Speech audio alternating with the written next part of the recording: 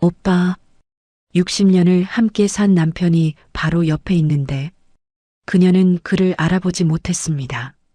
낡은 사진 앨범 속 젊은 청년만 바라보며 떨리는 입술로 그 한마디를 내뱉었죠. 그는 잠시 눈을 감았습니다.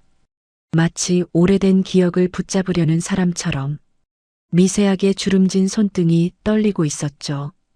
자신을 알아보지 못하고 과거의 젊은 남편을 찾는 아내.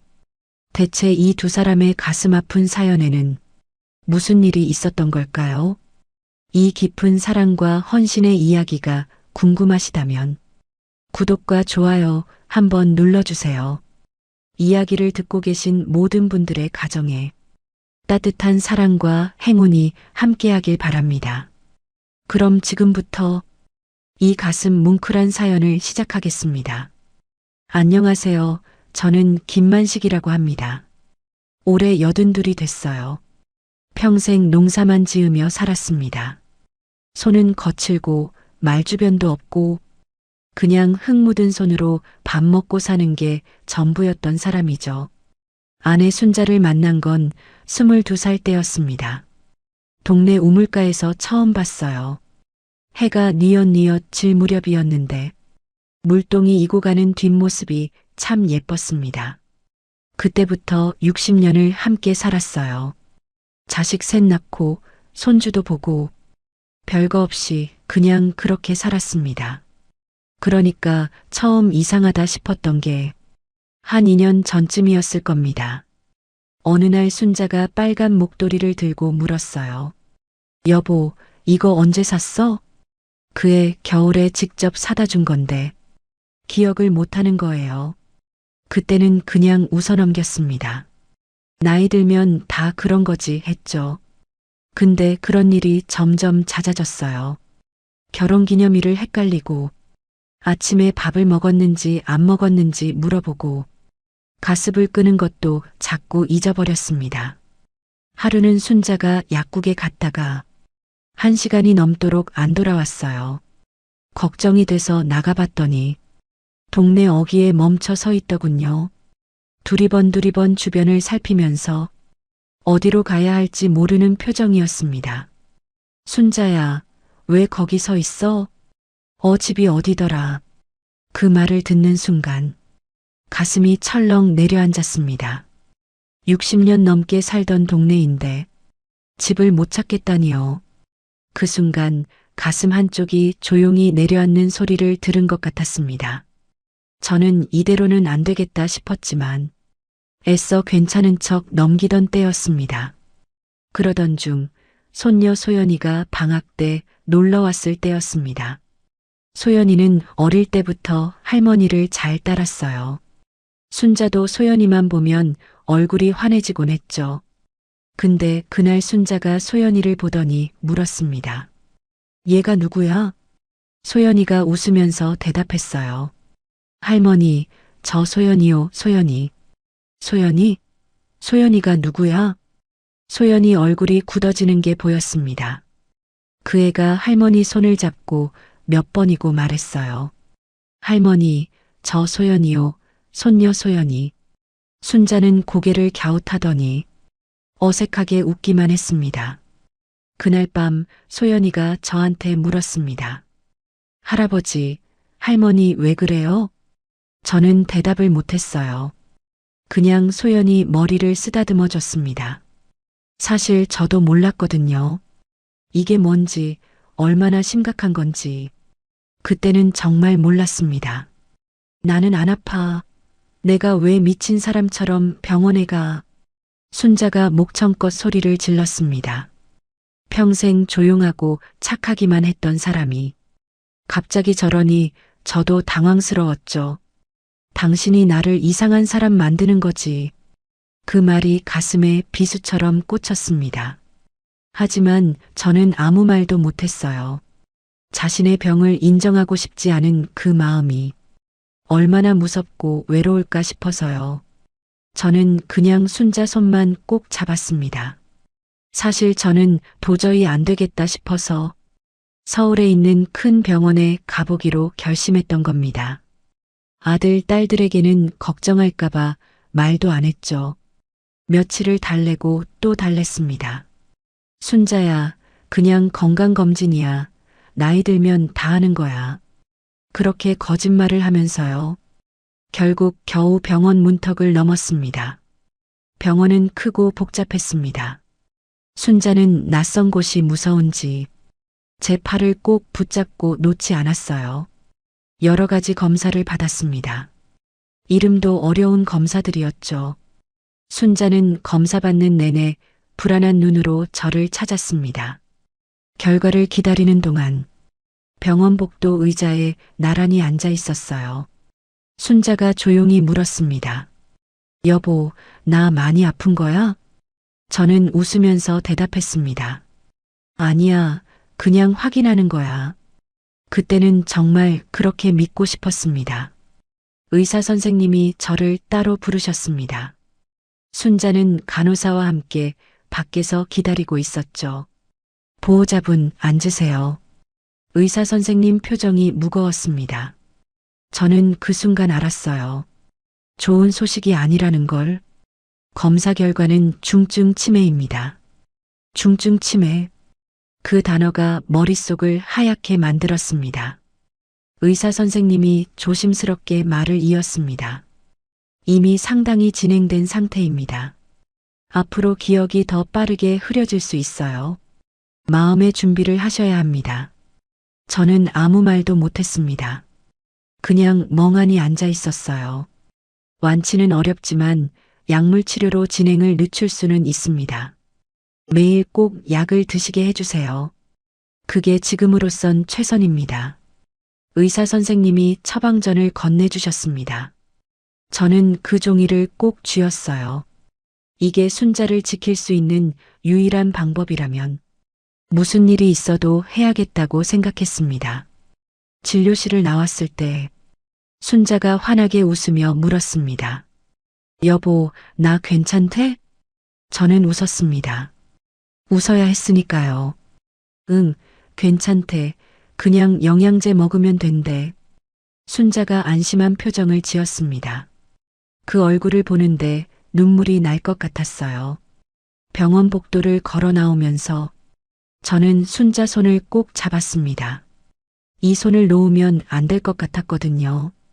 그때 순자가 갑자기 멈춰서더니 저를 보며 물었습니다.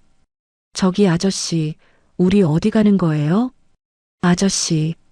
순자가 저를 다른 사람으로 착각한 겁니다. 가슴이 덜컥 내려앉았지만 저는 애써 웃으며 대답했어요. 집에 가는 거야, 순자야. 아, 그래요. 순자는 고개를 끄덕이더니 다시 제 팔을 꼭 붙잡았습니다. 아이처럼 의지하는 그 손이 더 가늘어 보였어요. 병원 문을 나서면서 생각했습니다. 아, 이제는 진짜 시작이구나. 그날 밤 순자가 먼저 잠든 후 저는 혼자 마루에 앉아 있었습니다. 하늘에 별이 참 많았어요. 60년 전 순자한테 처음 고백하던 날 밤도 이렇게 별이 많았는데 그때 저는 혼잣말처럼 중얼거렸습니다. 순자야, 내가 우리 추억을 잊어버리면 내가 내 기억 창고가 돼줄게. 아무도 듣지 않는 약속이었습니다. 하지만 저는 그날 밤 진심으로 다짐했어요. 순자가 모든 걸 잊어버려도 나만은 끝까지 기억하겠다고. 순자를 간병하는 일은 매일 전쟁 같았습니다. 특히 약 먹이는 시간이 그랬죠. 나는 환자가 아니야. 왜 자꾸 약을 먹이는 거야? 순자는 약을 입에 넣었다가도 몰래 뱉어버리곤 했습니다. 그래서 저는 방법을 바꿨어요. 약을 곱게 갈아서 꿀에 타거나 순자가 좋아하는 요구르트에 섞어서 줬습니다. 여보, 이거 맛있는 거야, 먹어봐. 순자가 맛있다고 할 때마다 저는 속으로 안도의 한숨을 쉬었습니다. 이 작은 속임수가 순자를 하루라도 더 지켜줄 수 있다면 저는 기꺼이 거짓말쟁이가 될 생각이었어요. 그러던 어느 날 저는 수첩 하나를 샀습니다. 저는 거기에 순자와의 추억을 적기 시작했어요. 글씨가 삐뚤빼뚤했지만 상관없었습니다. 순자가 잊어버리면 제가 대신 기억해주면 되니까요. 첫 페이지에는 이렇게 적었습니다. 순자가 좋아하는 것들. 된장찌개는 두부 많이. 커피는 설탕 2스푼. 잠잘 때는 왼쪽으로 눕기. 아침에 일어나면 꼭 기지개 3번. 별것 아닌 것들이었어요. 근데 적다 보니까 눈물이 나더군요. 이런 사소한 것들을 내가 얼마나 알고 있었나 싶어서요. 수첩에는 재미있는 일도 적었습니다. 어느 날 순자가 갑자기 부엌에서 노래를 부르기 시작했어요. 옛날에 유행했던 트로트였는데 가사를 하나도 안 틀리고 부르는 겁니다. 여보, 그 노래 어떻게 기억해? 무슨 노래? 내가 노래 불렀어? 순자는 자기가 노래 부른 것도 모르고 있었어요. 그런데 또 다음날 똑같이 그 노래를 부르더군요. 저는 수첩에 이렇게 적었습니다. 순자는 나를 잊어도 트로트는 안 잊는다. 아마 전생의 가수였나 보다. 또 한 번은 이런 일도 있었어요. 순자가 새벽에 갑자기 일어나서 밥을 하겠다고 부엌으로 갔습니다. 순자야, 지금 새벽 3시야. 아이고, 만식이 아침밥 해줘야지. 만식이. 순자가 제 이름을 부른 겁니다. 그때 얼마나 반가웠는지 몰라요. 새벽 3시에 밥은 못 해줬지만 그날은 순자 옆에 앉아서 손만 잡고 있었습니다. 이 순간을 잊고 싶지 않아서 저는 수첩에 또 적었어요. 새벽 3시 15분. 순자가 내 이름을 불렀다. 오늘은 좋은 날이다. 수첩의 내용이 점점 많아졌습니다. 어떤 날은 힘든 일을 적었어요. 오늘 순자가 나를 도둑으로 오해했다. 지갑을 못 찾겠다고 내가 훔쳤다고 소리쳤다. 마음이 아팠지만 괜찮다. 순자는 나쁜 사람이 아니니까. 순자가 방을 돌며 제 옷을 보더니 아저씨 옷이 왜 우리 집에 있어요? 라고 묻던 날도 있었습니다. 그 말이 마음 한가운데 깊숙이 내려앉았어요. 또 어떤 날은 기쁜 일을 적었습니다. 오늘 순자가 웃었다. 창밖에 참새가 날아가는 걸 보고 예쁘다고 웃었다. 그 웃음이 60년 전이랑 똑같았다. 아들 진수가 어느 날 물었습니다. 아버지, 그 수첩에 뭘 그렇게 적으세요? 저는 웃으면서 대답했어요. 엄마 기억 창고야. 엄마가 잊어버린 것들 내가 대신 보관하는 거지. 진수가 한참 저를 바라보더니 아무 말 없이 고개를 숙였습니다. 아, 이 수첩이 없으면 나도 길을 잃겠구나. 그런 생각이 들었습니다. 그 즈음 저는 한 가지를 더 시작했어요. 휴대폰으로 순자 목소리를 녹음하기 시작한 겁니다. 아들 진수가 왔을 때 녹음 버튼 누르는 것만 겨우 배웠죠. 순자가 노래 부를 때, 웃을 때, 가끔 제 이름을 부를 때 저는 몰래 녹음 버튼을 눌렀습니다. 언젠가 이 목소리마저 들을 수 없게 될까봐. 그게 무서웠거든요. 수첩 마지막 페이지에는 스마트폰의 녹음 파일이 어디에 있는지 적어놨습니다. 그날 밤 녹음된 순자의 목소리를 들으며 문득 이런 생각이 스쳤습니다. 언젠간 이 목소리조차 사라질까? 그게 괜히 마음 한구석을 서늘하게 만들었죠. 그날은 유난히 햇살이 좋았습니다. 저는 순자 손을 잡고 마당에 나가 앉아 있었어요. 바람이 따뜻했고 참새들이 지붕 위에서 놀고 있었죠. 순자야, 오늘 날씨 좋다. 순자가 고개를 돌려 저를 바라봤습니다. 그런데 그 눈빛이 이상했어요. 마치 처음 보는 사람을 보듯이 경계하는 눈이었습니다. 저기, 순자가 제 손을 뿌리치며 뒷걸음질 쳤습니다. 누구세요? 왜 제 손을 잡아요? 저는 멈춰 섰습니다. 아무 말도 나오지 않았어요. 그 말을 듣는 순간 제 안에서 무언가가 툭 하고 끊어지는 느낌이 들었습니다. 순자야, 나야 만식이. 만식이요? 만식이가 누군데요? 순자가 무서운 표정으로 저를 밀어냈습니다. 누구세요? 왜 저를 자꾸 따라다니세요? 저는 그 자리에 서서 움직일 수가 없었습니다. 60년을 함께 산 아내가 저를 완전히 모르는 사람 취급하고 있었어요. 그날 이후로 순자는 저를 점점 더 경계했습니다. 밥을 차려주면 이거 누가 만든 거예요? 하고 의심했고, 약을 주면 내가 알아서 먹을게요. 하고 손을 뿌리쳤습니다. 어느 날은 제가 방에 들어가자 순자가 비명을 지르며 이불을 끌어안았어요. 도둑이야. 누가 좀 와봐요. 저는 그냥 문 앞에 서서 기다렸습니다. 순자가 진정될 때까지요. 그게 제가 할 수 있는 유일한 사랑의 방식이었어요. 아들 진수가 어느 날 찾아왔습니다. 며느리 미정이도 함께였죠. 아버지, 저희 할 말이 있어요. 진수 표정이 무거웠습니다. 저는 이미 무슨 말인지 알고 있었어요. 아버지, 이제 요양병원도 생각해 보셔야 할 것 같아요. 요양병원? 네, 아버지 혼자서 어머니 돌보시기엔 너무 힘드시잖아요. 아버지도 연세가 있으신데. 며느리가 조심스럽게 말을 보탰습니다. 아버님, 저희도 많이 고민했어요. 좋은 요양병원 알아봤는데 거기 시설이 정말 좋대요. 저는 한참 동안 아무 말도 못했습니다. 아직은 안 돼. 아버지, 내가 할 수 있어, 아직은. 진수가 한숨을 쉬었습니다. 그 한숨 소리가 마음에 오래 남았어요.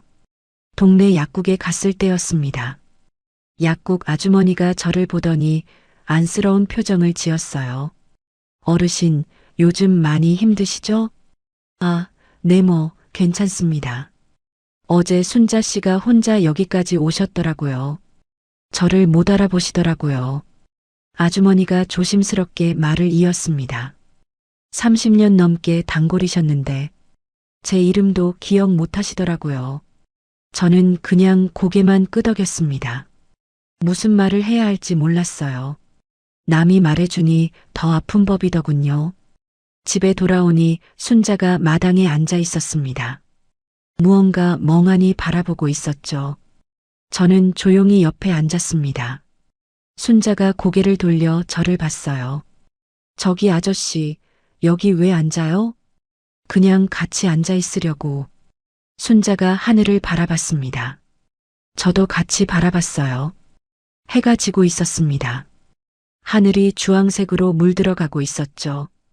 그때 순자가 작은 목소리로 말했습니다. 저기 아저씨, 응? 우리 집에 남자가 살았는데 그 사람 어디 갔는지 몰라요? 가슴이 먹먹해졌습니다. 어떤 사람이었는데? 잘 모르겠어요. 그냥 따뜻한 사람이었어요. 순자가 중얼거렸습니다. 그 사람이 보고 싶은데 이름이 기억이 안 나요. 저는 대답하지 못했습니다. 그냥 옆에 앉아서 같이 해지는 걸 바라봤어요. 눈물이 흐르는 걸 순자가 볼까봐 고개를 돌렸습니다. 그날 밤 순자가 잠든 후 저는 수첩을 꺼내 한 줄을 적었습니다. 오늘 순자가 나를 따뜻한 사람이라고 했다. 이름은 몰라도 마음은 기억하는 걸까? 그렇게 믿고 싶다. 그래도 저는 포기하지 않았습니다. 매일 사진 앨범을 꺼내서 순자에게 보여줬어요. 순자야, 이거 봐. 이건 우리 결혼식 날이야. 이건 진수 태어났을 때고, 이건 소연이 돌잔치. 순자는 대부분 알아보지 못했습니다. 그냥 멍하니 사진만 바라볼 뿐이었죠. 그래도 저는 매일 똑같이 했어요. 언젠가는 순자가 기억해 줄 거라고. 그렇게 믿고 싶었으니까요. 어느 날이었습니다. 그날도 여느 때처럼 사진 앨범을 펼쳤어요. 순자가 한 장 한 장 넘기다가 어느 페이지에서 멈췄습니다. 흑백 사진이었어요. 젊은 시절 제 사진이었죠. 순자가 그 사진을 한참 동안 바라봤습니다. 손끝으로 사진을 천천히 쓸었어요. 그러더니 입술이 떨리기 시작했습니다. 오빠, 저는 숨이 멎는 것 같았습니다. 뭐라고 했어, 순자야? 순자가 사진을 바라보며 다시 말했습니다. 오빠, 이 사람, 오빠야. 60년 전 순자가 저를 처음 부르던 그 호칭이었습니다. 결혼하기 전 연애하던 시절, 순자는 저를 오빠라고 불렀어요. 저는 아무 말도 못하고 그 자리에 앉아 있었습니다. 눈물이 볼을 타고 흘러내렸지만 닦을 생각도 못했어요. 순자가 천천히 고개를 들었습니다. 그리고 제 얼굴을 바라봤어요. 여전히 저를 알아보는 것 같지는 않았습니다. 하지만 그 눈빛이 달랐어요. 경계하는 눈이 아니었습니다.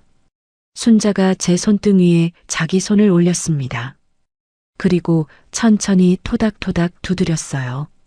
아무 말 없이 그냥 토닥토닥. 그 순간 저는 알았습니다. 기억은 사라져도 마음은 남아있다는 걸. 그날 밤 저는 녹음해뒀던 순자 목소리를 들었습니다. 아이고, 만식이 아침밥 해줘야지. 순자가 제 이름을 부르는 목소리였어요. 새벽 3시에 녹음했던 그 파일이었죠. 저는 그 목소리를 듣고 또 들었습니다. 순자가 옆에서 잠든 사이 저 혼자 이어폰을 끼고 몇 번이고 들었어요. 이 목소리가 있으니까 저는 버틸 수 있었습니다. 지금도 순자는 제 이름을 기억하지 못합니다. 저를 아저씨라고 부르거나 아예 말을 안 할 때도 많아요. 하지만 저는 압니다. 그날 제 손등을 토닥여준 그 손길이 우리가 60년간 지켜온 사랑의 마지막 기억이라는 걸. 그래서 저는 오늘도 수첩을 펼칩니다. 순자가 잊어버린 것들을 대신 기억해 주려고요. 저는 순자의 기억 창고니까요. 요즘 저는 가끔 이런 생각을 합니다. 사랑이란 게 뭘까? 기억하는 걸까? 아니면 기억되는 걸까? 저는 이제 압니다. 사랑은 기억이 아니라 마음이라는 걸. 순자가 제 이름을 잊어도, 제 얼굴을 몰라봐도 그 손끝에 남은 온기만은 진짜라는 걸. 안녕하세요. 사연단짝입니다. 이 이야기를 들으시는 분들께 묻고 싶습니다.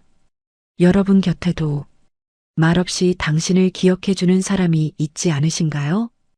혹시 그 사람에게 오늘 따뜻한 말 한마디 건네보시는 건 어떨까요? 기억은 사라져도 마음은 남으니까요. 혹시 이 이야기의 여운이 조금이라도 남으셨다면 구독과 좋아요 부탁드려요. 이어지는 이야기들을 재생 목록에서 만나보실 수 있습니다. 마음이 닿는 순서대로 천천히 들어보세요. 오늘도 끝까지 함께 해주셔서 감사합니다. 다음 이야기에서 또 인사드릴게요. 사모님, 이거 좀 보셔야겠습니다.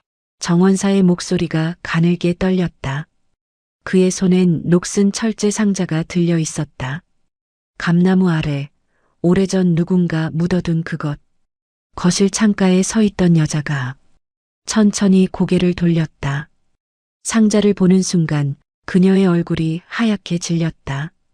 손끝이 미세하게 흔들리고 숨이 잠시 멎는 듯했다. 30해를 살아온 집. 하지만 이 순간만큼은 시간이 완전히 멈춘 듯 고요했다. 대저택의 차가운 공기, 정적만 흐르는 거실, 그리고 두 사람 사이에 놓인 낡은 상자. 도대체 이 상자는 왜 이 여자를 이렇게 흔들어 놓는 걸까? 이야기의 전말이 궁금하시다면 구독과 좋아요 한번 눌러주세요. 이야기를 듣고 계신 모든 분들께 감사한 마음을 담아서 행운이 함께하길 바라요. 그럼 지금부터 이 이야기를 시작하겠습니다. 안녕하세요. 저는 한서영, 58입니다. 이 집에 들어온 지 벌써 30해가 넘었어요. 27이던 제가 이 대문을 처음 들어설 때만 해도 그저 조용히 오래오래 잘 살아보고 싶다. 그 마음 하나뿐이었습니다. 두 번째 결혼이었지만 나는 이번만큼은 꼭 평범하게, 조용하게, 누군가에게 짐 되지 않게. 그렇게 살고 싶었죠. 제 하루는 늘 같습니다. 아침 6시 시어머니 방문을 조심스레 열고 약과 따뜻한 물을 챙겨드리는 것. 그게 제 하루의 시작입니다. 아침 준비하고 치우고 청소하고 장 보러 다녀오고 저녁 차리고 또 치우고 30년 넘게 그렇게 살았어요. 집안 장부도 제가 맡아 합니다. 전기세부터 수도세, 장본 영수증까지 빠짐없이 적어두는 게 제 일이었죠. 시어머니께서 늘 그러셨어요. 서영이는 꼼꼼해서 좋아. 그 말 한마디가 저한테는 큰 위로였습니다. 이 큰 집에는 지금 시어머니와 저희 부부, 이렇게 셋만 삽니다. 장남 부부는 시내에서 따로 살고요. 그리고 형님네 아들은 유학 중이라 집에는 잘 오지 않죠. 몇 년 전부터 시어머니께서 장남 부부에게 카드를 하나 건네셨습니다. 손주 유학비도 들고 생활비도 들고 챙겨줘야지. 그렇게 주신 카드였죠. 그 카드 명세서도 제가 정리합니다. 장부를 쓰다 보면 자연스럽게 보이니까요. 하지만 적힌 내역을 볼 때마다 마음 한구석이 조금 쓰렸습니다. 백화점 명품, 고급 레스토랑, 골프장, 유학비 지원이라 하셨는데 이렇게까지 쓰셔도 되는 걸까? 그런 생각이 들었습니다. 저는 물건 하나 살 때도 영수증을 챙겨 장부에 붙이며 살았는데 같은 카드로 명품이며 골프장 결제가 찍혀 있는 걸 보면 마음 한쪽이 저도 모르게 작아졌습니다. 그래도 저는 말 한마디 하지 않았습니다. 늘 그래왔던 것처럼요. 형님은 밝고 사교적인 분입니다. 하지만 가끔, 아주 가끔 말끝이 제 마음을 찌를 때가 있었습니다. 동서, 또 그 옷? 참 알뜰하다. 애 없으면 몸은 편하지, 좋겠다. 우린 유학비에 생활비에 정신없어. 동서는 모를 거야. 웃으면서 하는 말인데 저는 그 말들이 오래 남았습니다. 가족 단톡방에서도 그래요. 둘째네는 애가 없으니까 괜찮지. 본가 지키는 것도 며느리 몫이긴 하지. 말은 안 해도 다들 알고 있습니다. 저에게 아이 없는 세월이 평생의 빈자리라는 것을 그렇게 참고 그러면서도 마음속 작은 상처들이 쌓여갔습니다. 그러다 최근 시어머니께서 80을 넘기시면서 건강이 예전 같지 않으시자 장남 부부가 자주 오기 시작했어요. 어느 날 설거지하고 있는데 거실에서 아주버님 목소리가 들렸습니다. 어머니, 이제 등기 정리 좀 해야죠. 장남이 정리해야 하는 거잖아요. 그 말을 듣는 순간 손에 쥔 그릇이 미끄러질 뻔했습니다. 30해를 이 집에서 살았지만 저는 한 번도 재산 이야기를 꺼낸 적이 없습니다. 그럴 자리가 아니라고 생각했으니까요. 하지만 그날 밤 처음으로 무서웠습니다. 혹시 우리가 이 집에서 밀려나는 건 아닐까? 내 30년은 참으로 아무 의미도 없었던 걸까? 창밖 감나무 그림자가 그날따라 유난히 흔들려 보였습니다. 그 아래에 제 인생을 흔들 일이 묻혀 있을 줄은 저는 정말 몰랐습니다. 그날도 다른 날과 다르지 않은 아침이었습니다. 늘 하던 대로 약을 들고 시어머니 방 문을 열었는데 그 순간 심장이 아래로 쑥 떨어지는 느낌이 들었습니다. 어머니가 바닥에 힘없이 누워 계셨습니다. 입술은 새하얗게 말라 있었고 손끝은 얼음처럼 차가웠습니다. 어머니, 입에서는 소리가 나오는데 목이 꽉 막힌 듯 제대로 울리지 않았습니다. 남편을 부르고 119에 전화하고 그 모든 순간이 달리는 열차 창밖처럼 흐릿하게 지나갔습니다. 다행히 목숨에는 지장이 없다고 했지만 의사는 조심스럽게 말했습니다. 연세가 있으시니까 며칠은 지켜봐야 합니다. 그 말을 듣는 순간 안도의 숨과 함께 어딘가 모르게 차가운 바람이 가슴속을 스치고 지나갔습니다. 병실에 도착했을 때 이미 아주버님 부부가 와 있었습니다. 어머니, 좀 어떠세요? 형님은 손을 잡고 걱정하는 듯 했지만 표정 어기에 어딘가 알 수 없는 긴장감이 희미하게 얼비쳤습니다. 저녁 무렵 아주버님이 말했습니다. 동서, 오늘은 우리가 있으니까 집에 가서 쉬어. 말투는 부드러웠지만 돌아가라는 뜻은 너무 분명했습니다. 집으로 돌아가는 길 찬바람이 뺨에 닿는데 왠지 그 한기가 몸이 아니라 마음으로 스며들었습니다. 다음 날 이른 아침 병원 복도를 지나는데 옆에서 작은 목소리가 들렸습니다. 오늘 어머니 컨디션 좋으면 서명 받자. 응, 준비 다 해놨어. 걸음이 순간 멈췄습니다. 아무렇지 않은 말투였는데 그 대사가 심장을 세게 치고 지나갔습니다.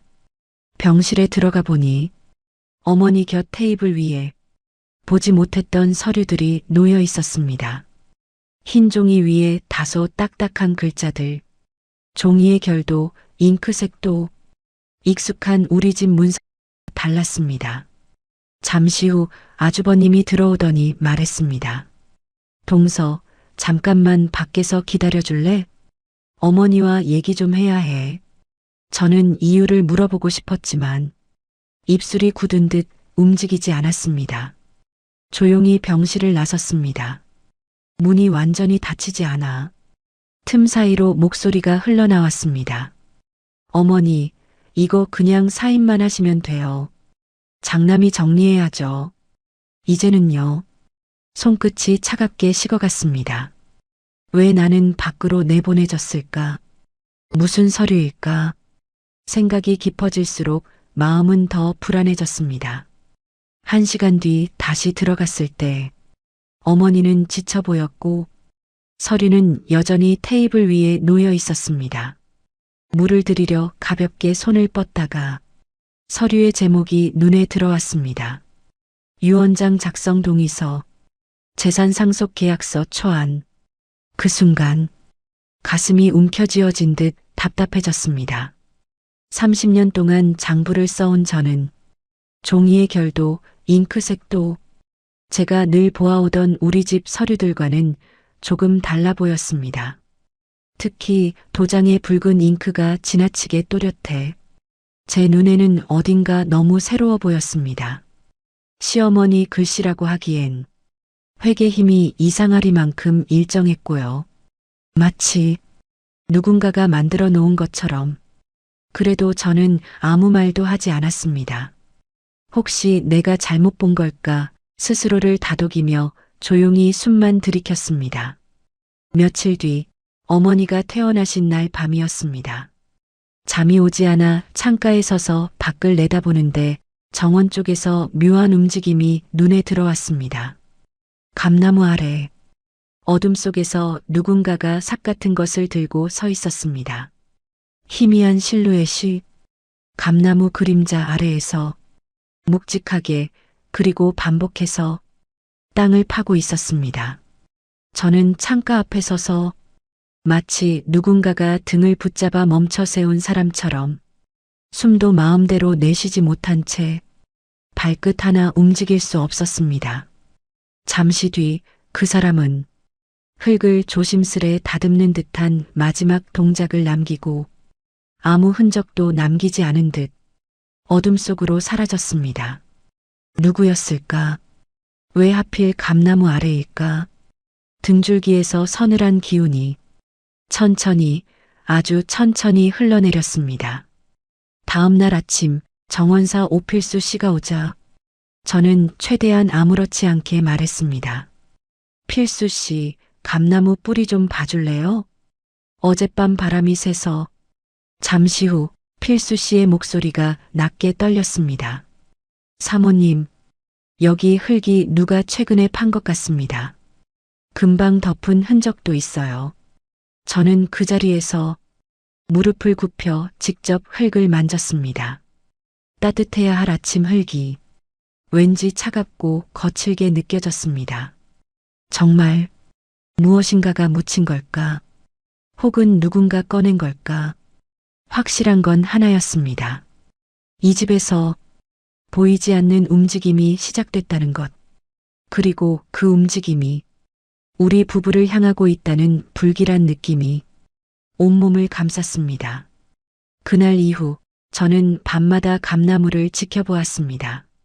바람에 흔들리는 나뭇잎 소리가 왠지 모르게 경고처럼 들렸습니다. 그리고 저는 직감했습니다. 이번에는 그냥 참고 넘길 일이 아니라는 것을. 아침이 되면 또 6시에 일어나 시어머니 약을 챙기고 하루를 시작하겠죠. 하지만 제 마음속 불안은 더 이상 작은 불안이 아니었습니다. 그날 아침도 유난한 것 없었습니다. 필수 씨가 감나무 주변을 천천히 둘러보고 있었고 저는 한참 망설이다가 그를 불렀습니다. 필수 씨, 혹시 저 뿌리 근처를 조금만 더 깊이 파주시겠어요? 그분은 삽을 멈추고 제 얼굴을 잠시 조용히 바라보았습니다. 왜 그런지 묻지 않고 굳어있는 제 표정을 읽은 듯 고개를 천천히 끄덕였습니다. 예, 사모님. 그 한마디 뒤 필수 씨는 조용히 삽을 집어들었습니다. 부드러운 흙이 한 삽, 또 한 삽, 옆으로 포슬포슬 떨어졌습니다. 아침 햇살 아래 흙내음이 은근하게 올라왔고 공기는 이상할 만큼 고요했습니다. 그러다 철컥 삽끝이 단단한 금속에 닿는 소리가 정원 전체를 울리는 듯하게 들렸습니다. 그 소리에 아침 공기가 순간 멈춘 듯 했습니다. 필수 씨가 저를 돌아보았습니다. 사모님, 뭔가 있습니다. 심장이 아주 미세하게 탁 하고 뛰었습니다.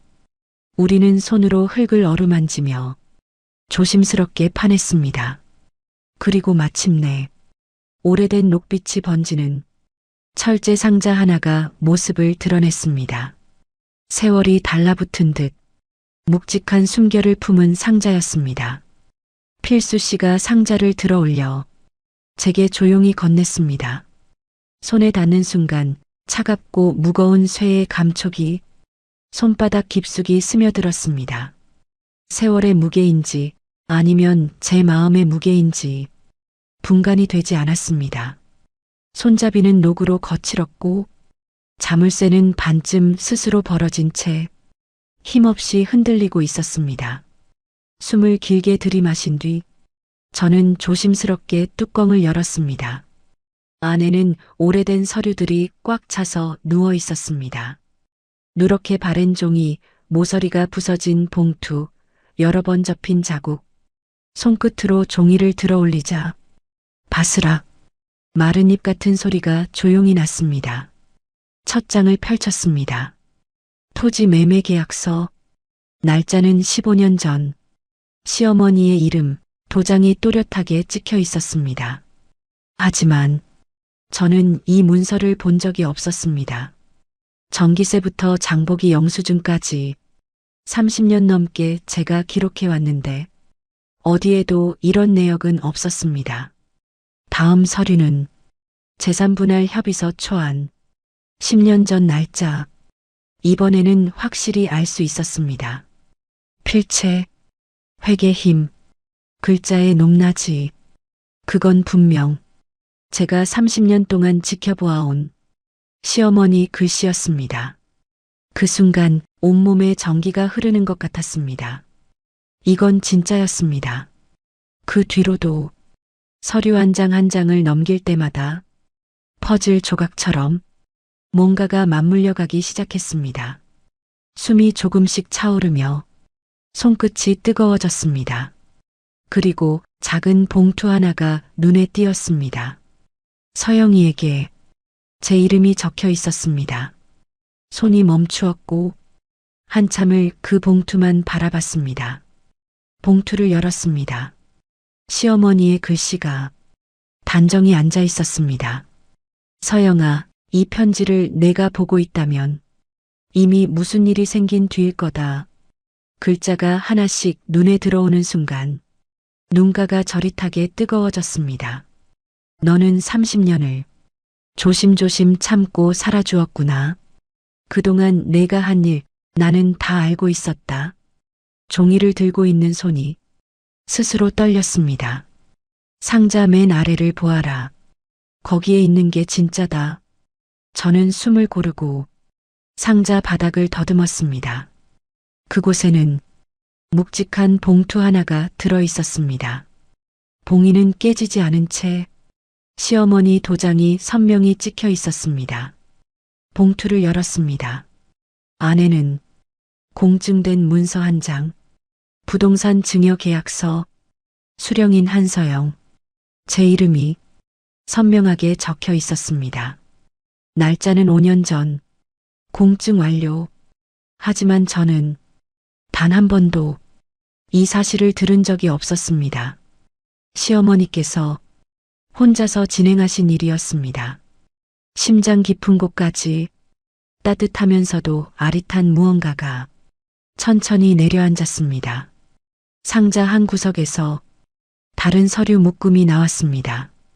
며칠 전 병원에서 아주버님이 들고 있던 것과 똑같은 양식의 문서들이었습니다. 하지만 이번엔 초안이라는 표시, 날짜가 서툴게 고쳐져 있었고 문장 사이에는 붓펜이 머뭇거린 흔적까지 보였습니다. 무엇보다 시어머니 서명 부분은 누군가 여러 번 따라 쓰다가 실패해 지우고 다시 쓴 자국이 눈에 띄게 남아 있었습니다. 회계 방향이 어색했고 글씨의 흐름도 제가 아는 그분의 필체가 아니었고, 숨이 새어나왔습니다. 병원에서 본 문서들은 이 초안을 토대로 만들어진 가짜였던 것입니다. 그제야 알았습니다. 누군가는 어머니의 마지막 시간을 이용하려 했다는 것을, 그 사실을 깨닫는 순간 손끝이 차가워졌습니다. 사모님, 필수 씨가 조심스레 말했습니다. 이걸 어찌하시렵니까? 저는 상자를 내려다보았습니다. 그 안에는 시어머니의 마음, 저를 향한 믿음, 그리고 누군가의 욕심과 조작이 한데 뒤엉켜 있었습니다. 필수 씨, 예, 사모님. 이 상자를 본 사람은 지금으로선 우리 둘뿐입니다. 아직은 아무에게도 말하지 말아주세요. 필수 씨는 조용히 깊게 고개를 숙였습니다. 예, 하라는 대로 하겠습니다. 짧은 말이었지만 그 속에 담긴 진심이 오히려 더 무겁게 느껴졌습니다. 상자를 품에 안고 방으로 들어왔습니다. 문을 잠그고 책상 위에 서류들을 펼쳐 놓았습니다. 날짜 하나, 도장 하나, 필체 하나, 모두 다시 확인했습니다. 30년 동안 이 집의 장부를 써온 제 눈이 진짜와 가짜를 너무도 선명하게 구별해냈습니다. 서류 한 장 한 장마다 시어머니의 숨결과 누군가의 욕심이 고스란히 박혀 있었습니다. 방 안은 고요했지만 가슴속은 천천히 뜨거워지고 있었습니다. 창밖을 보니 감나무가 잔잔한 바람에 흔들리고 있었습니다. 그 나무 아래에서 나온 진실이 제 30년을 붙들어 살며시 위로하는 것 같았습니다. 나는 내가 어떻게 살아왔는지 알고 있다. 시어머니께서 편지로 남긴 그 마음이 서늘했던 제 심장을 천천히 덮여주는 듯 했습니다. 저는 서류들을 차분히 정리해 나갔습니다. 진짜 문서는 따로, 가짜 문서는 증거로. 오늘부터는 제가 해야 할 일이 생겼습니다.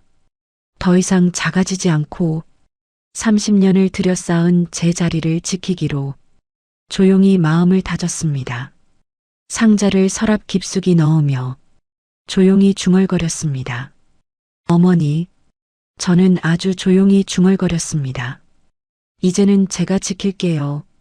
상자 속 서류들을 방바닥에 펼쳐놓고 있었습니다. 책상이 작은 등 하나만 켜진 방, 창밖은 어둡고 방 안은 고요했습니다. 종이를 쥔 손이 천천히 식어갔습니다. 부동산 증여 계약서, 재산분할 협의서, 상속, 그 단어들이 오래된 문을 조용히 두드렸습니다. 잠겨있던 문, 열고 싶지 않았던 문. 하지만 이미 그 문은 열리고 있었습니다. 저는 23세 처음 결혼을 했습니다. 너무 어린 나이였습니다. 남편은 착한 사람이었지만 그 집의 공기는 무거웠습니다. 시아버지가 돌아가시고 얼마 지나지 않아 집안의 낮은 목소리들이 오가기 시작했습니다. 토지 문제였습니다. 닫힌 문 너머로 형제들의 말소리가 밤마다 길어졌습니다. 저는 그저 부엌 한 구석에 서서 찬물을 끓일 뿐이었습니다. 어떤 말들은 직접 들리지 않아도 마음에 먼저 남았습니다. 복도를 지날 때 문득 멈춰서는 목소리들. 둘째 며느리가 뭘 안다고. 젊은 것이 욕심이 많아. 저 애 때문에 동생이 버티는 거 아냐? 말의 방향이 조용히 제게로 향해 왔습니다. 정면이 아니라 뒤에서 스며들듯. 저는 아무것도 한 게 없었습니다. 그저 남편 곁에 있었을 뿐인데 어느새 사람들 입속에서는 제가 욕심 많은 며느리가 되어 있었습니다. 결국 법원까지 갔습니다. 회색빛 복도, 차갑고 건조한 공간. 의자는 딱딱했고 형광등 불빛은 쌀쌀했습니다. 증인 한서영 씨 앞으로 제 이름이 불렸습니다. 증인석으로 걸어가는 동안 다리가 굳어가는 걸 느꼈습니다. 당신이 남편을 부추긴 것 아닙니까? 변호사의 목소리가 마이크를 통해 울렸습니다. 대답을 해야 했습니다. 입을 열었습니다. 하지만 말이 목구멍에서 잔잔히 멈췄습니다. 한마디도 밖으로 나오지 않았습니다. 그날 이후 문서는 나에게 칼날 같은 것이 되었습니다. 결국 이혼을 했습니다. 서류 위에 도장을 찍을 때 손이 떨렸습니다. 방 안의 공기는 무거웠고 남편의 표정은 흐릿했습니다. 26, 저는 다시 혼자가 되었습니다. 그로부터 1년 뒤 저는 지금의 남편을 만났습니다. 이 대저택 대문을 처음 들어설 때 가을 햇살이 담장에 부서지고 있었습니다. 마당에는 감나무가 서 있었고 바람에 낙엽이 조용히 떨어졌습니다. 저는 속으로 작은 약속을 했습니다. 이번에는 조용히 살자. 아무것도 바라지 말고 주어진 자리에서 성실하게만 살자. 그렇게 30년이 흘렀습니다. 상자를 발견하고 며칠이 지난 오후 시어머니 방에서 차를 따라드리고 있었습니다. 창밖으로 햇살이 얇게 들어왔습니다. 방 안에는 먼지가 하얗게 떠다니고 있었고 공기는 따뜻했습니다. 시계 초침 소리만 조용히 흘렀습니다. 서영아. 어머니가 천천히 제 이름을 불렀습니다. 네, 어머니. 너 감나무 아래에서 뭘 찾았지? 차잔을 놓던 손이 공중에서 멈췄습니다. 어머니. 괜찮다. 나도 알고 있었어. 어머니의 목소리는 낮았습니다. 필수가 땅 파는 거 내가 시킨 거란다. 그 말의 무게가 천천히 가라앉았습니다. 저는 어머니를 바라봤습니다. 어머니의 손이 제 손을 잡았습니다. 주름진 손, 따뜻한 손, 사람의 온기였습니다. 서영아, 너 첫 결혼 때 많이 힘들었지? 목구멍 깊은 곳이 뜨거워졌습니다. 내가 말 안 해도 나는 다 알아. 이 집 30년 너 아니었으면 못 지켰다. 어머니의 목소리가 조용히 이어졌습니다. 장남내는 자주 오지도 않고 와도 금방 가버리고 너만 여기 남아서 나를 돌봐줬어. 어머니가 제 손을 꽉 쥐셨습니다. 그래서 나는 오래전에 마음을 정했단다.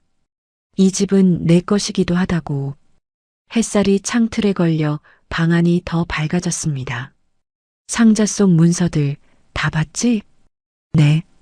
5년 전에 공증까지 다 해놨어. 변호사도 알고 은행에도 등록되어 있단다. 저는 조용히 물었습니다. 그런데 왜 저한테는 말씀 안 하신 거예요? 어머니가 잠시 창밖을 바라보셨습니다. 내가 알면 또 사양할까봐, 또 괜찮다고 할까봐. 그 말이 가슴속 깊은 곳에 천천히 스며들었습니다. 그리고 혹시라도 장남내가 알게 되면 내가 또 힘들어질까봐 그게 제일 무서웠어. 장남내가 요새 자주 온 거 너도 느꼈지? 네. 병원에 서류 들고 온 것도 나는 다 봤다. 그 서류들 가짜라는 것도. 어머니의 눈빛이 잔잔하게 가라앉았습니다. 장남내는 내가 오래 못 살 거라 생각하나 봐. 그래서 미리미리 준비하는 거겠지. 어머니가 제 손을 다시 잡으셨습니다. 하지만 나는 진작에 정리를 끝냈단다. 내 뜻대로. 서영아. 네. 이번에는 도망치지 마라. 그 말이 심장 깊은 곳에서 울렸습니다. 지난 30년이 눈앞을 스쳤습니다. 법정의 차가운 의자, 이혼 서류 위에 도장, 대저택 대문을 들어서며 조용히만 살자 다짐했던 그 순간, 그리고 늘 작아지려고만 했던 제 모습. 어머니, 제 목소리가 낮게 나왔습니다. 이번에는 도망치지 않겠습니다. 어머니가 잔잔하게 미소 지으셨습니다. 그래, 그렇게 해. 그날 밤 저는 다시 상자를 꺼냈습니다. 서류들을 하나씩 펼쳤습니다. 예전에는 이 종이들이 칼날처럼 느껴졌습니다. 하지만 이번에는 달랐습니다. 손끝이 차갑지 않았습니다. 숨이 막히지 않았습니다. 이 서류들은 어머니가 제게 남긴 마음이었습니다. 창밖을 보니 감나무가 달빛 아래 서 있었습니다. 그 나무 아래 묻혀있던 어머니의 마음, 그리고 제가 평생 피해왔던 문서라는 이름의 두려움. 이제는 그 두려움과 마주할 시간이었습니다. 상자를 서랍에 넣으며 조용히 중얼거렸습니다. 이번에는 끝까지 해보겠습니다. 어머니와의 대화 이후 며칠이 흘렀습니다. 가을이 깊어지는 오후 대문 밖에서 차 소리가 들렸습니다. 창밖을 보니 아주버님 부부가 내리고 계셨습니다. 평소보다 일찍 오신 것 같았습니다. 두 분은 서류 가방을 들고 계셨습니다. 저는 현관으로 나가 인사를 했습니다. 어서 오세요. 동서. 어머니 계시지? 네, 방에 계세요. 아주버님이 거실로 들어서며 제 남편을 찾았습니다. 회사 갔습니다. 그래. 형님이 소파에 앉으며 말했습니다. 잘 됐네. 오늘은 좀 중요한 얘기를 해야 해서. 시어머니께서 방에서 나오셨습니다. 왔구나. 네, 어머니. 좀 어떠세요? 응, 괜찮아. 어머니는 제 옆에 천천히 앉으셨습니다. 아주버님이 가방에서 서류를 꺼냈습니다. 어머니, 지난번에 말씀드린 거 있잖아요. 이제 정리 좀 해야 할 것 같아서요. 서류를 테이블 위에 펼쳤습니다. 재산분할 협의서, 부동산 등기 이전 동의서, 병원에서 봤던 그 서류들과 똑같은 양식이었습니다. 장남이 정리하는 게 맞잖아요. 어머니도 이제 연세가 있으시니까 미리미리 해놓는 게 좋을 것 같아서요. 어머니는 아무 말씀 없이 서류를 내려다보셨습니다. 잠시 정적이 흘렀습니다. 형님이 말했습니다. 동서도 알지? 이런 건 원래 장남이 하는 거잖아. 그게 맞는 거고. 예전 같았으면 저는 고개를 끄덕였을 겁니다. 네, 그러세요. 그렇게 말하고 자리를 떴을 겁니다. 하지만 이번에는 달랐습니다. 저는 조용히 입을 열었습니다. 형님, 응? 혹시 어머니께 직접 여쭤보셨나요? 어머니 생각이 어떠신지. 형님이 잠깐 멈칫했습니다. 그야 어머니도 당연히 이해하시겠지. 장남이 집안일 정리하는 게 당연한 거니까. 저는 시어머니를 바라봤습니다. 어머니께서 제 손을 가만히 잡으셨습니다. 잠깐만 기다려 보세요. 저는 자리에서 일어나 제 방으로 갔습니다. 서랍 깊숙이 넣어두었던 상자를 꺼냈습니다. 손이 떨리지 않았습니다. 숨이 막히지 않았습니다. 상자를 품에 안고 거실로 걸어 나왔습니다. 발걸음이 조용히 울렸습니다. 이게 뭔데? 아주버님이 물었습니다. 저는 상자를 테이블 위에 조심스럽게 내려놓았습니다. 감나무 아래에서 나온 거예요. 그리고 천천히 뚜껑을 열었습니다. 상자 안에서 서류들을 하나씩 꺼냈습니다. 부동산 증여 계약서, 공증 완료. 재산 분할 협의서 원본. 날짜는 5년 전. 시어머니의 도장과 서명이 선명했습니다. 아주버님의 얼굴이 굳어졌습니다. 이게 뭡니까? 저는 차분하게 말했습니다. 어머니께서 5년 전에 정리해 놓으신 문서예요. 변호사 공증까지 다 끝난 거고요. 형님이 서류를 집어들었습니다. 눈으로 빠르게 훑더니 얼굴빛이 변했습니다. 이건 동서 이름이 왜 여기 들어가 있어? 어머니께서 그렇게 정하셨으니까요. 시어머니께서 조용히 말씀하셨습니다. 내가 한 거다. 어머니, 너희가 들고 온 서류, 나도 다 알고 있었어. 아주버님이 말문이 막힌 듯 입을 다물었습니다. 그 서류들이 진짜가 아니라는 것도. 어머니의 목소리는 낮았지만 단단했습니다. 장남이 집안일 정리하는 게 당연하다고 했지? 맞아, 당연한 일이야. 그래서 나는 내 일을 내가 정리했어. 어머니가 제 손을 꽉 쥐셨습니다. 서영이는 30년을 이 집에서 나를 돌봐줬어. 너희는 명절에만 오고 와도 금방 가버렸지만 서영이는 단 하루도 빠짐없이 여기 있었어. 형님이 일어섰습니다. 하지만 어머니, 그래도 이건 뭐가 그래도야. 어머니의 목소리에 힘이 실렸습니다. 내 재산 내가 정리한 건데 왜 내가 내 허락을 받아야 하니? 거실이 조용해졌습니다. 아주버님이 서류를 테이블에 내려놓는데 손에서 힘이 빠진 듯 툭 떨어졌습니다. 형님은 입술을 달싹였지만 끝내 아무 말도 나오지 않았습니다. 어머니 뜻이 그러시다면 할 말 없습니다. 아주버님의 목소리가 낮게 가라앉았습니다. 형님이 가방을 챙기며 일어섰습니다. 그럼 저희는 이만 가보겠습니다.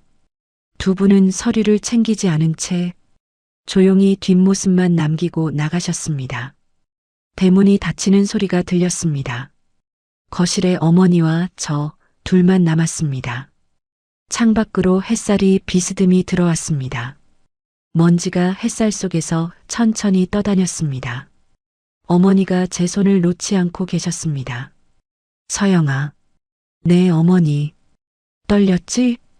저는 고개를 저었습니다. 아니요, 이번에는 괜찮았어요. 정말이었습니다. 가슴이 두근거리지 않았고 목소리도 똑바로 나왔습니다. 오히려 마음이 오랜만에 가벼웠습니다. 어머니가 웃으셨습니다. 잘했어.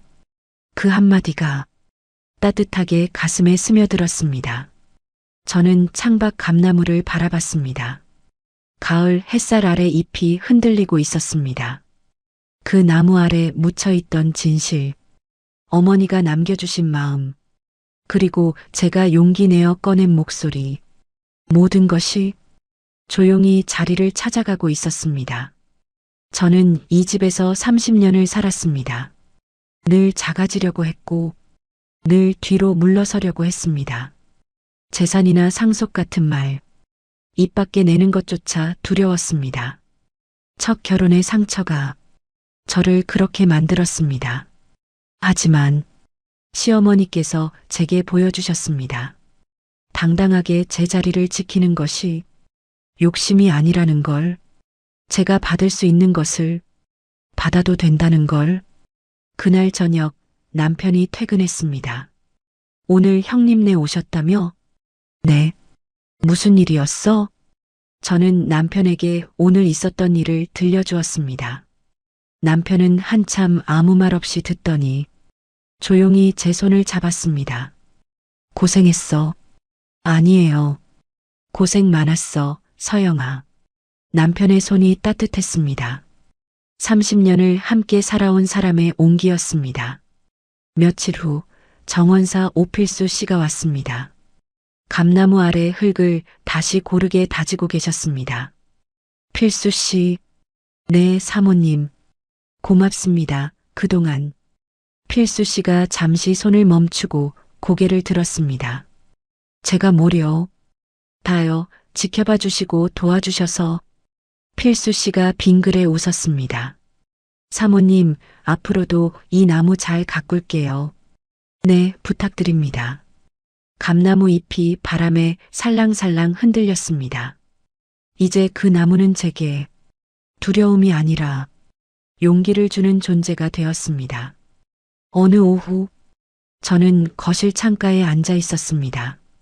시어머니께서 낮잠을 주무시고 남편은 신문을 보고 있었습니다. 햇살이 따뜻하게 방 안을 채웠습니다. 평범한 하루였습니다. 하지만 이제는 알고 있었습니다. 이 평범한 하루가 제가 당당히 지켜낸 것이라는 걸, 30년을 참고 견디며 제가 쌓아온 시간이라는 걸, 저는 창밖 감나무를 바라보며 조용히 생각했습니다.